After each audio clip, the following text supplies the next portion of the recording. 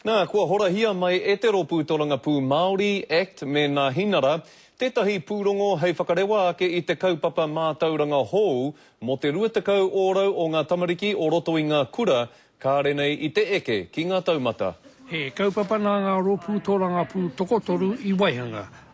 Kei te tautoko te e rātau. It's a great pleasure for me, alongside my National ACT and Maori Party colleagues, to welcome you here today for the launch of Step Change, Success the Only Option. Ko te tituro ki tērā tamaiti, kāre ki te katoa o te koro, o te katoa o te rohe, engari ki tō tamaiti kia tāia e ia te whakapakari tōna mātauranga.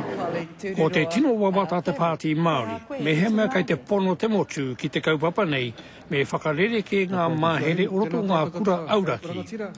Ki te kore, he maumau tae manoiho. E hari te mea koine te rongoa kotahi mō ngā raruraru e pānei ki ngā tamariki Māori kāore no kia eke ki ngā taumata. He tīmatanga noake ki te kiatu, ki te marea, ana i etahi whakaaro, wete ngia. Kei roto toni te tari o te minita mātauranga Anne Tolley, tēnei pūrongo e takoto ana.